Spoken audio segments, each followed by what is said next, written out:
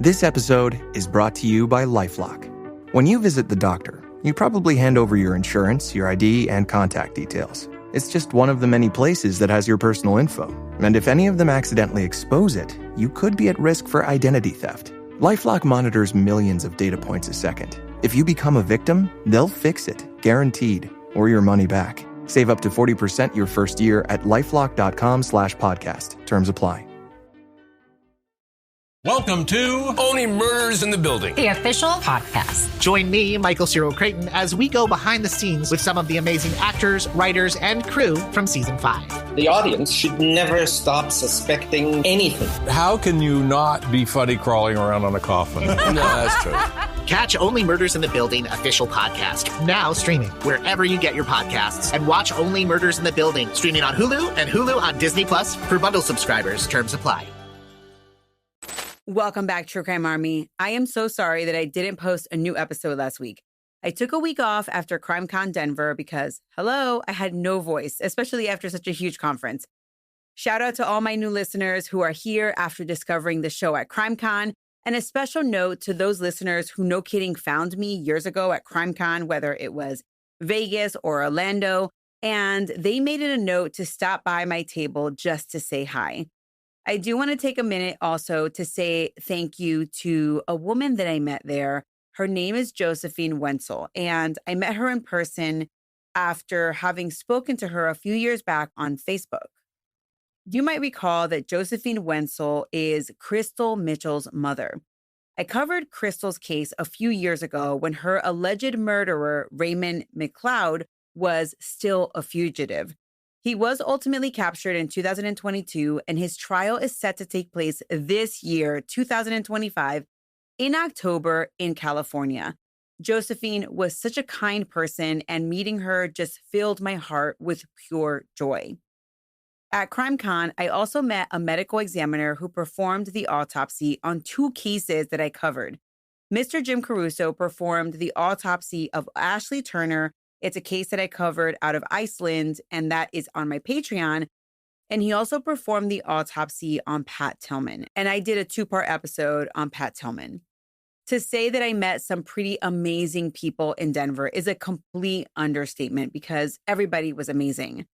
All that to say, thank you to everyone who listens and watches this show on a weekly basis. Sometimes I wonder, no kidding, wonder if I should keep going on, and meeting you is always a confirmation that these cases need to be told.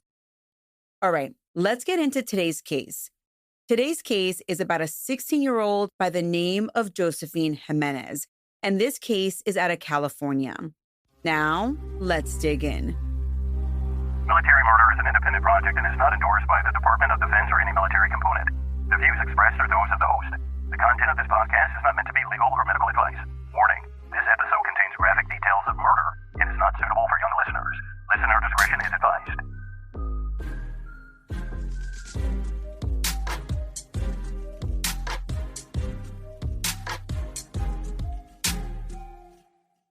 Our story begins on October 14th, 2019 in Madera, California. 16-year-old Josephine Jimenez should have been getting ready for bed, but her mother and her father noticed that Josephine hadn't left her room. So they went in to look for her, and that's when they realized that Josephine wasn't at home. Josephine was not the type of teenager who would just leave her house without telling her family. So immediately, sheer panic set in. The family jumped into action. They were looking, calling, and asking anyone who might know about Josephine if they had heard from her. When no one had answers, Maria, who's Josephine's mother, called 911 to report her daughter missing. Missing persons posters immediately went up, and authorities interviewed all of Josephine's close friends, but no one knew anything. Minutes turned into hours, turned into days, and 10 days after Josephine was last seen, devastating news arrived. On October 22nd, 2019, detectives discovered Josephine's body partially buried in a very rural orchard in the southern part of Madera County, just miles from her home. An autopsy failed to determine an exact cause of death, but it did reveal injuries that were consistent with suffocation. In that moment, this missing persons case transformed into a murder investigation. Investigators combed the Orchard crime scene for clues, but it was clear that Josephine's body had been left in haste, partially buried. It was almost as if someone had tried to conceal the crime, but immediately fled before finishing because maybe they were scared that someone saw them. From the beginning, Josephine's family and friends racked their brains about who could have lured Josephine out of her home that night. Josephine hadn't left behind a note, and there was no obvious sign of where she went or of a struggle. But as investigators interviewed her classmates and her inner circle, a few puzzling clues emerged. So, teenagers can sometimes fib for their friends. And while initially none of Josephine's friends reported anything unusual, after, her body was discovered, her friends came forward with a critical piece of information that they had failed to tell investigators. You see, prior to disappearing, Josephine had mentioned plans to sneak out of her house on that night, October 13th, which was the night before her mom discovered she was missing. According to these friends, Josephine confided in them that she was planning to meet up with an older man that night. The man, Josephine supposedly said, was a family friend, someone she seemingly trusted. The plan for Josephine was to go out for a late dinner at the local Wingstop. Well, once investigators knew this immediately raised eyebrows. Why would a 16-year-old girl be meeting a much older man, even if he was a family acquaintance? And why so late? Why did she have to sneak out of her house? Why hadn't she told her parents? There were so many questions. Well, a friend had an even bigger clue. She had been video chatting with Josephine when the man rolled up to Josephine's house to pick her up. And the friend, acting on intuition, she felt uneasy. So she took a snapshot, on her phone of the video chat. And in the snapshot, you could see a picture of the rear side of the man's car, including a little bit of tire. And it was a gray vehicle. So even though this wasn't a huge clue, it was still a clue. Detectives acted swiftly. They obtained surveillance footage from the Wingstop on the night of October 13th. They were hoping to spot Josephine, maybe spot this older gentleman, maybe spot anything. But after getting that video surveillance, it was hours of video surveillance, police found no sign that Josephine ever went to the restaurant that night. There was no footage of Josephine inside or outside or even in the parking lot of Wingstop. The investigation then turned from finding if Josephine had been at Wingstop to identifying this older family friend that Josephine intended to meet. Josephine's family thought long and hard. Who could she have possibly meant when she said this older male family friend? Well, they couldn't figure out who it was. At the same time, there were two young men in Josephine's life who became persons of interest. There was a boy named Ethan and a boy named Tyler, and they were both acquaintances of Josephine. Ethan was a high school classmate of Josephine's, but once they looked into him, he had an alibi and he was quickly eliminated as a suspect. But Tyler, his case was a little bit different. Tyler was one of Josephine's close friends, and on the day before she went missing, which was October 13th, he had spent time with her that very day. In fact, Tyler admitted, hey, me and Josephine, we were hanging out together that Sunday. And according to Tyler, the two of them spent the afternoon hanging out, and then he returned her home by dinner time that evening. He claimed that he last saw her when he dropped her off. Now, this was a very important detail because if true, it meant that Josephine left home later that night after seeing Tyler, presumably to meet this mystery man at Wingstop. However, detectives weren't entirely satisfied with Tyler's initial account because as they dug deeper, Tyler had basically said, I dropped her off and then I went back home. But it turns out he didn't go back home. He failed to tell the investigators that instead of going back home, he went to hang out with his cousin, an older guy who happened to drive a gray car. Detectives followed up with Tyler's cousin, and he was like, yeah, he came to my house, and that was it. But when investigators learned that Tyler's cousin owned a gray car, they immediately thought back to that screenshot of Josephine's friend, or the screenshot that Josephine's friend took. They started wondering, could Tyler and his cousin have been the ones that Josephine planned to meet up with much later? Investigators obtained a warrant and they took a closer look at Tyler's cousin's car, that gray car. They also pulled records from automated license plate readers that were positioned around the city. By checking these records, police could trace where that gray sedan had been on the night of October 13th. And sure enough, when they pulled up that data, it revealed some telling timestamps. At around 9:30 p.m. on October 13th, a camera captured a gray silver sedan registered to Tyler's cousin heading in the direction of Josephine Jimenez's home. And that was right around the time that Josephine would have been leaving to meet up with the guy, because remember, Josephine was video chatting with her friend. Then later that same night, just after midnight, the same car, Tyler's cousin's gray vehicle, was picked up by another camera returning into Madera from a road that leads out toward that rural area where Josephine's body was found. These discoveries sent a chill through the investigative team. They started to form a theory. Maybe Tyler and his cousin picked up Josephine and something went terribly wrong.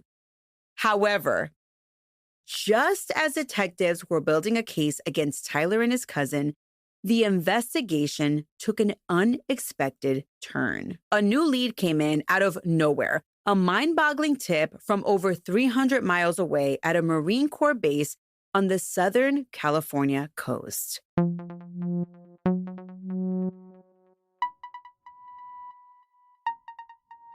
Whoa! That was a bop! Ooh, let's keep the party going with the Claptrap Public Domain Serenade! Happy birthday to you! Let's all loot and shoot! Ba-ba-doo-doo! Borderlands 4! Well, that kind of fell apart toward the end. But you get the idea. Borderlands 4 is out now! Buy it! Buy it, buy it, buy it! Rated M for mature. Optimism isn't sunshine and rainbows. It's fixing things, changing the way we fix things. It's running the world on smarter energy. Because if optimism never stops, then change can't either. GE Vernova, the energy of change. In December of 2019, about 2 months after Josephine's murder, Madera County investigators received a phone call that would change everything. On December 10th, an NCIS agent out of Camp Pendleton reached out to the team investigating Josephine's murder. The agent on the line asked, "Are you investigating the death of a girl named Josephine Jimenez?" When the detectives were like, "Yes, we are," the NCIS agent dropped a bombshell. The Marines were investigating one of their own, a 19-year-old Marine, for a string of crimes involving social media and teenage girls. And they believed that this Marine might be connected to Josephine's disappearance. This was a stunning development. Up until that point, Josephine's case seemed like it might involve someone in her local circle, right? You know, Tyler, his cousin, maybe somebody else. But now NCIS was indicating that an active duty Marine stationed at Camp Pendleton, which is in Oceanside, California, was under investigation for something called sextortion. And Josephine's name had come up in that context. Investigators in Madera were floored. Who was this Marine and how did Josephine cross paths with him? The suspect was identified as Codi John Slayton, a 19-year-old Marine originally from Madera County. That's right. He grew up in the same community as Josephine Jimenez. Detectives suddenly realized that this could be the older man that Josephine had planned to meet up with. And he wasn't just a random older guy. Josephine actually knew Codi Slayton in real life. Their families were indeed acquainted. Incredibly, one of Codi Slayton's step-siblings was among Josephine's best friends. The Jimenez family knew Slayton's family, and because of that connection, Josephine likely had seen Codi around over the years. He wasn't a complete stranger, which explains why she referred to him as a family friend. Even more disturbing, after Josephine went missing and was found murdered, Codi Slayton inserted himself into the mourning process. That's right. He actually attended Josephine's memorial vigil, standing alongside her family friends, and he was literally with them. At the candlelight vigil held on the steps of the county courthouse, Slayton was seen being one of the first people to lay down a candle in Josephine's honor. To everyone there, he looked like just another devastated friend of the victim. But no one realized at that time that the young Marine paying his respects was possibly her killer. So how did NCIS zero in on Codi Slayton? It turned out that Codi Slayton had been the target of an ongoing investigation into online predatory activity. NCIS agents had uncovered a sextortion scheme involving Slayton and numerous young women and underage girls across California and possibly beyond. This Marine was allegedly using social media and text messages to prey on vulnerable girls, including 16-year-old Josephine Jimenez. Okay, I need to take a break right here because has anybody watched that Netflix documentary, Unknown Number? That documentary had me on the floor. I was not happy about it. But anyway, we can talk about that a different day. All right. This story kind of reminds me of that, but let's continue. Investigators later described Slayton as an online predator. His modus operandi, or his MO, was as follows. He would acquire private, sensitive, or explicit photos of teenage girls through deceit or theft. Then he would use those images to blackmail the girls. Slayton might start by posing as someone else or befriending a girl online, convincing her to share some personal photos, or perhaps even hacking into an account to steal personal pictures. Once he had something that was compromising on the girl, he would initiate a pressure campaign. He would contact the victim and make terrifying threats. Quote, "Now that I have this, if you don't give me what I want, I'll post these pictures everywhere. I'll show them to your family," end quote. Essentially, Slayton extorted his victims by threatening to ruin their reputations and relationships. What Slayton wanted in return varied, but it wasn't money. It was about power, control, and sexual gratification. In some cases, he demanded that the girls meet up with him in person or perform sexual favors. In other cases, he may have coerced them into sending more explicit material. It was a cruel game of exploitation, and 19-year-old Slayton had been tormenting multiple young women for months this way.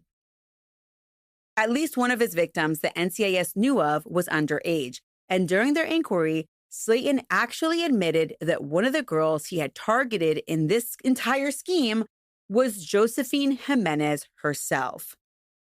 When NCIS investigators heard Josephine's name in Slayton's confession about the sextortion, they immediately recognized her name from news reports of her unsolved murder. That's why they contacted the Madera County Sheriff. They realized that this entire sextortion case and Josephine's homicide might have actually been connected. For Madera detectives, all the puzzle pieces suddenly fell into place. Armed with this new information, investigators immediately refocused their investigation on Codi Slayton. Remember, earlier their suspicions were on Tyler and his poor cousin, but now that they had the name Codi Slayton, Tyler and his cousin went out the window, which thank goodness, because they could have very easily been caught up with this entire case. As investigators looked into this further, it was very possible that the gray car that had been captured in the surveillance video, which, remember, they had originally said was Tyler's cousin or could have been Tyler's cousin. Well, maybe it was Codi Slayton's car because he owns a silver Ford Fusion sedan. Investigators also learned that Slayton was on leave from the Marine Corps in mid-October 2019, and he was actually back home in Madera when Josephine disappeared. In other words, he had the opportunity. He was physically present in the area on October 13th. Detectives then ran his plates through the same license plate reader system that had tracked Tyler's cousin's car, and the results were even more damning. Slayton's car was recorded driving toward Josephine's neighborhood around 9:30 p.m.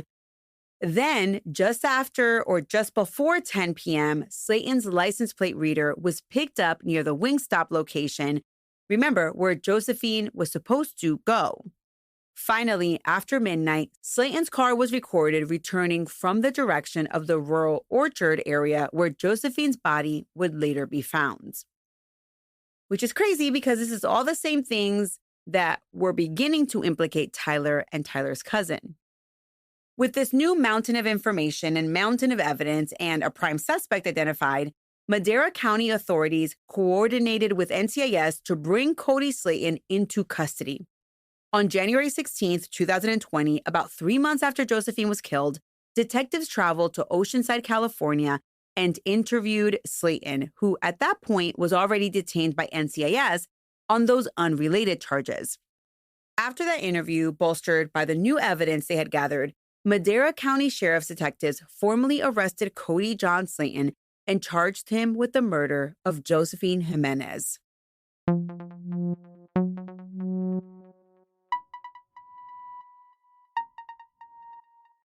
This episode is brought to you by KPMG. Making an impact is how KPMG helps make the difference. KPMG applies advanced tools and strategic thinking to convert data into actionable knowledge and deliver value by improving performance through transformation, modernizing processes with technology, harnessing the power of data, navigating complex M&A transactions, and enhancing trust among stakeholders. Go to kpmg.us/advisory to learn more. KPMG. Make the difference. You don't technically need this car. You say that out loud to yourself. You say, I have no space. You say, I'm just looking. Then you click. Then you zoom in on photo number 87 and whisper, oh no. Then you text a friend, the one who always enables you. You say to yourself, this is the last one, knowing it is not. You don't need this car. But maybe, just maybe, this car needs you. Bring a trailer. It's never just a car. When investigators first sat down with Codi Slayton, he denied any involvement. Then Slayton gave a version of events that started out somewhat innocent. This is the kind of an investigation where he says nothing happened. He says he wasn't even there. And then he kind of gives a little bit until he just basically digs his own grave, basically. So this next time, Slayton claimed that Josephine had texted him that night, October 13th, asking him like, hey, what's going on? You want to get something to eat? According to Slayton, the plan was to go to Wingstop, but just as they were driving past Wingstop, Josephine had a change of heart and she didn't want to get food after all. Slayton told police that Josephine was like, you know what? Let's go somewhere more private to hang out. So Slayton was then like, okay, let's go on a drive. Slayton described how he drove Josephine out to a quiet road near some vineyards, an area outside of town where they could have privacy in his car. In fact, the location he described was only a few miles from where Josephine's body was ultimately discovered. I mean, this is a huge red flag, but let's go with it, right? Slayton then claimed that he and Josephine spent some time, getting intimate together in the back of his car, He said they hooked up. And after this hookup, he said, well, after we hooked up, we called it a night. I drove her back home and I, no kidding, dropped her off. She was safe and sound. I saw her go into the house and that was the last time I saw her. The detectives were like, that's a lie, but, let's go with it because, they were thinking the license plate reader showed his car never returned to Josephine's neighborhood. So they were like, tell us what really happened because we know something happened. At that point, Slayton paused the interview. He asked for a break because he wanted to think things over. And when he returned, and I don't think it was the same day, it may have been the next day, that was when he gave a new version of the story. Because remember, the story just keeps evolving. This story, however, did result in Josephine's death, but he claimed it was just an accident. Basically, he said it was rough sex gone wrong when Josephine was the one who wanted the rough sex and she was the one who asked him to choke her. And he said he didn't want to at first, but she started to get pissed off. So he was like, fine, I'll choke you. And then as he was choking her, he heard a pop. Slayton said he wasn't sure at first if she was still breathing. And then she started to make a gurgling sound. In his account, it dawned on him, oh, crap. Josephine is dead, or she's at least dying right before my eyes. This moment, when he realized she was dead or dying, Slayton told investigators, this moment sent him into a panic frenzy. Realizing what he had done accidentally, Slayton decided to cover up the incident. He told the investigators that he drove Josephine's body into the orchard area, which was nearby, and he did this to hide evidence of her death. He did admit that he tried to bury her in a shallow grave. However, he claimed that he got spooked thinking that he heard something or he feared that someone saw him. And so he kind of just did a really rushed job and left the scene. And this aligns with how Josephine's body was found partially buried. As Slayton recounted this version of events, detectives had to contain their anger and utter disgust. They later said that they were sickened as they listened to this guy try to blame the victim for what happened to her. Based on all the evidence, detectives had a different theory of what really happened that night. They believed that Codi Slayton lured Josephine out under false pretenses, maybe using the threat of exposing something embarrassing. He picked her up in his car. She likely never really wanted to do anything intimate with him at all. And side note, it was reported that Josephine was not into boys. She was into girls, which made Slayton's version of what happened even odder. Slayton was someone that Josephine knew as an older brother figure. It's more plausible that at some point during the car ride or meetup, Josephine resisted Slayton's advances or threatened to report his extortion, and he became enraged. Detectives believe that Slayton deliberately strangled Josephine after she refused him or tried to stand up to him for his exploitation. Everything Slayton did afterward, the hurried burial, attending the vigil, lying to police, that was all in an effort to save himself. Regardless of which version one might believe, Slayton had now effectively confessed that he was with Josephine when she died and that he did in fact dispose of her body. That was enough for law enforcement to move forward with charges. Immediately after the interview, Codi Slayton was arrested by the Madera County detectives with, of course, the cooperation of NCIS, and he was booked on a charge of first-degree murder for the death of Josephine Jimenez. When the news broke that a Marine was arrested for Josephine's murder, the community was stunned. Josephine's alleged killer was not the friend everyone suspected, but rather he was a former Marine, one who had been in their midst and even mourned alongside them. The case against Slayton was strong. Prosecutors had his own admissions, digital evidence of his car movements, proof of his social media communications with Josephine, which I will get into in a little bit, and they also had evidence of other victims who were ready to testify about Slayton's sextortion scheme.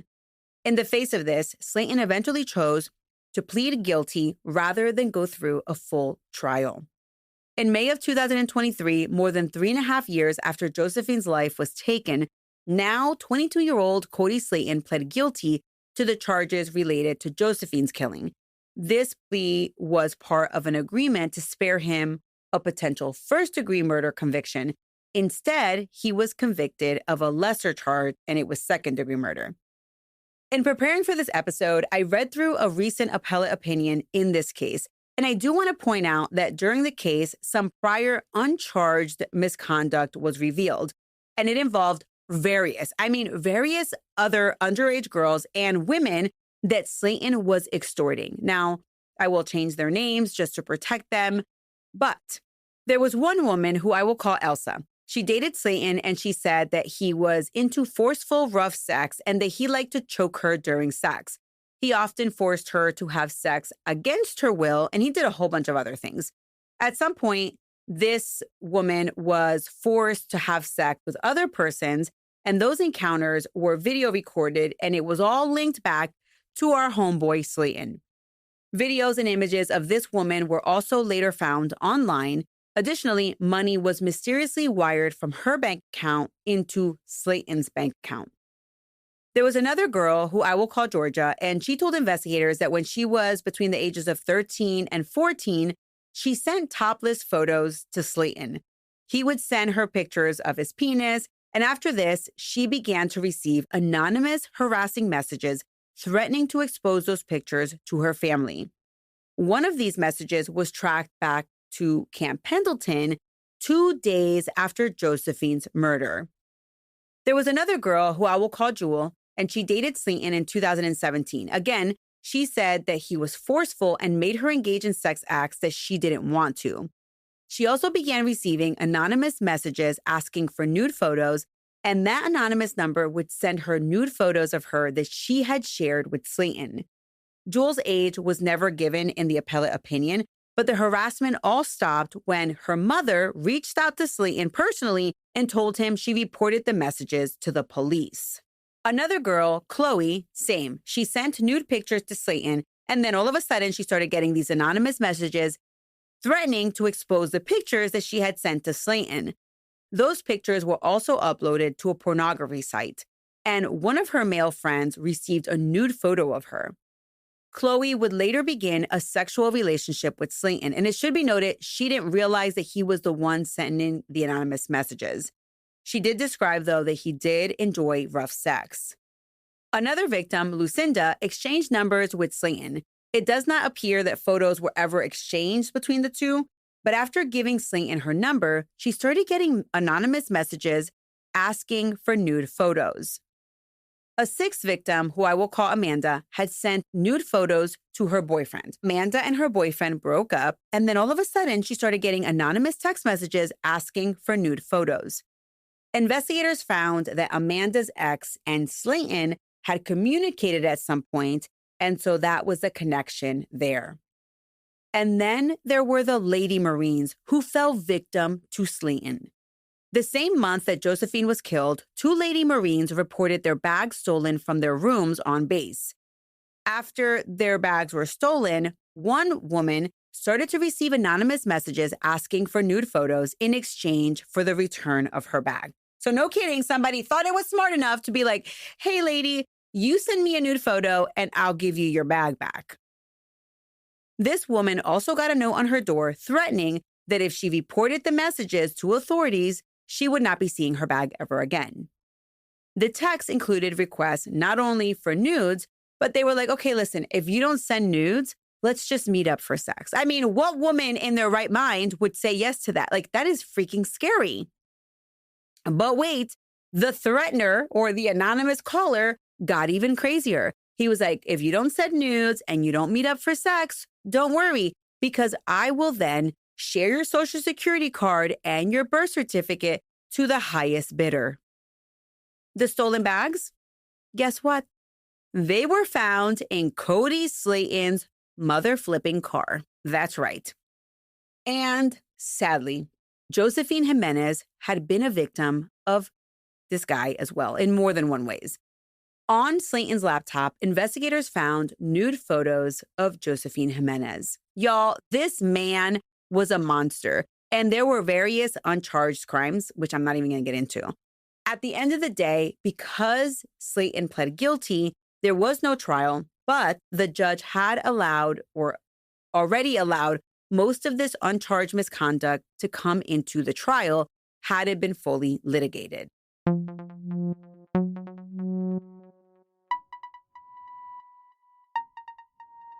My favorite thing about Shipt since I signed up for Target Circle 360? No price markups when I order same-day delivery from tons of local stores. Only a handful of alcohol retailers and items don't count. I won't lie, I've had too much fun being like, markups on groceries? Not in my fridge. Markups on pet food? Not for my DOG. Markups on tools, electronics, home goods, meds? Not in my house. Anyway, it's awesome. Order now at shipt.com/360. Terms apply. In late September 2023, the case finally concluded in a Madera County courtroom. At the sentencing hearing, emotions ran high as Josephine's family faced the man who destroyed their lives. Slayton, no longer a Marine and a convicted felon, was formally sentenced to 15 years to life in state prison for second-degree murder. This sentence means that he will serve a minimum of 15 years before he is even eligible for parole. And depending on the parole board decisions, he could remain incarcerated for life. Additionally, due to the sexual nature of his crimes, the judge ordered that Slayton register as a sex offender for the rest of his life, if he ever gets out of jail. He's kind of young, so he might. The prosecuting attorney in the case emphasized that given the circumstances, a predatory scheme against a minor, it was appropriate that Slayton be marked as a sex offender permanently. Josephine's family delivered powerful victim impact statements during the sentencing. Her older sister, Alexis Jimenez, spoke through tears about what was lost. Quote, "He destroyed my family. He took away the most beautiful soul, end quote. Josephine's uncle also wrote, quote, "The day I found out that she was gone broke me. I'm still broken now," end quote. When it was Jimenez's father's turn to speak, his name is Raymond, his grief and anger were evident. Facing the defendant, Raymond expressed outright hatred for the man who betrayed his family's trust and took his daughter's life. Quote, "I just have so much hate for this man, and I hope he never does come out again," end quote.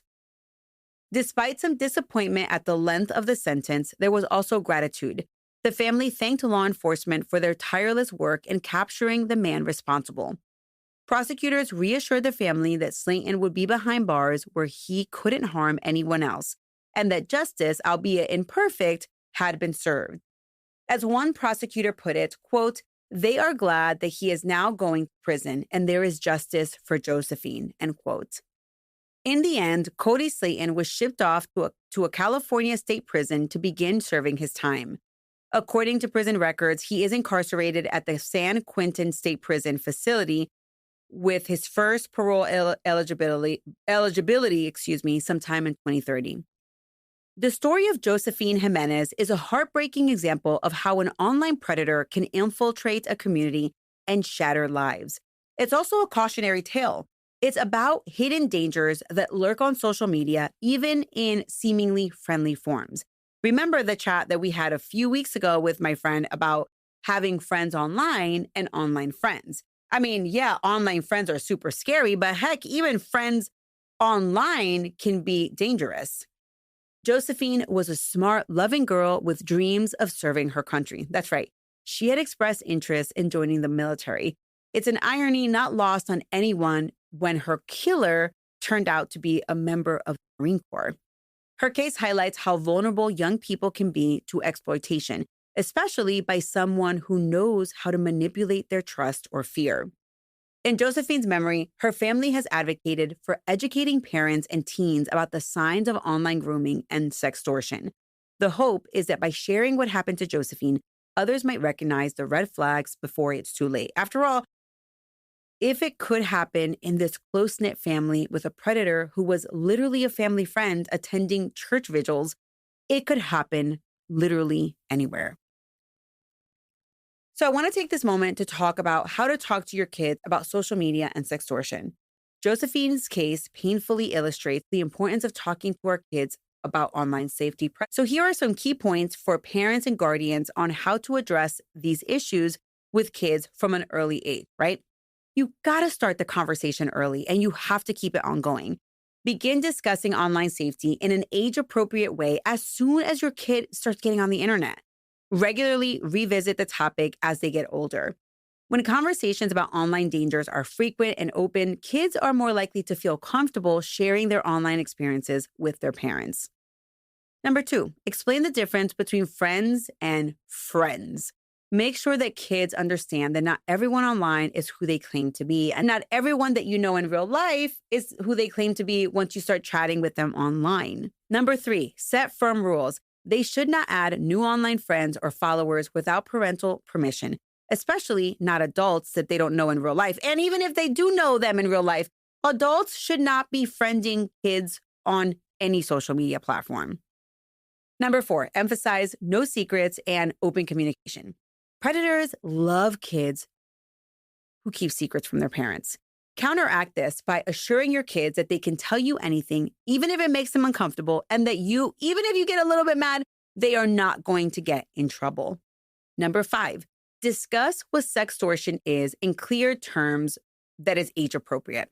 Once your kids are old enough, preteens and teens, explain that sharing naked or even semi-naked photos or even photos of you in a bikini or information is information that can be used against them by people who want to do harm.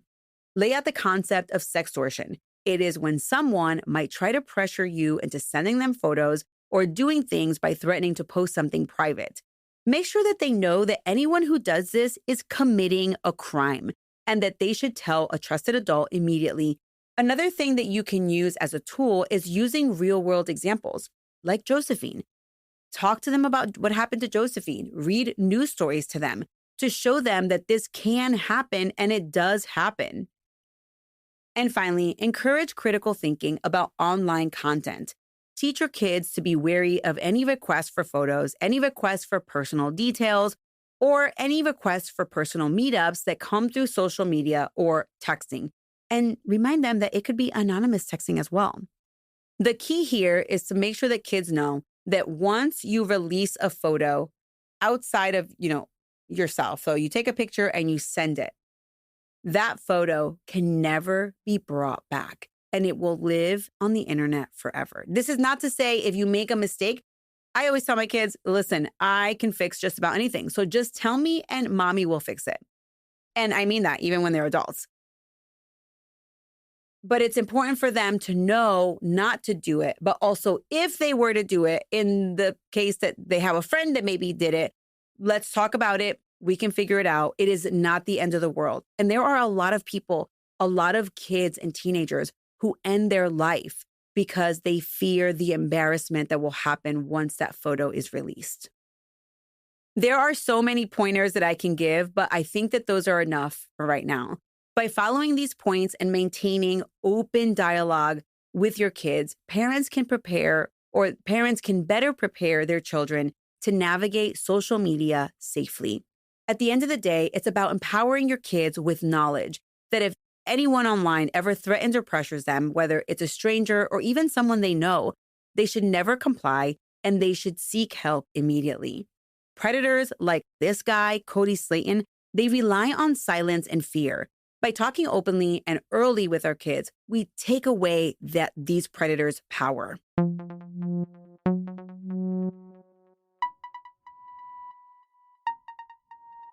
All right, True Crime Army, thank you so much for tuning in today.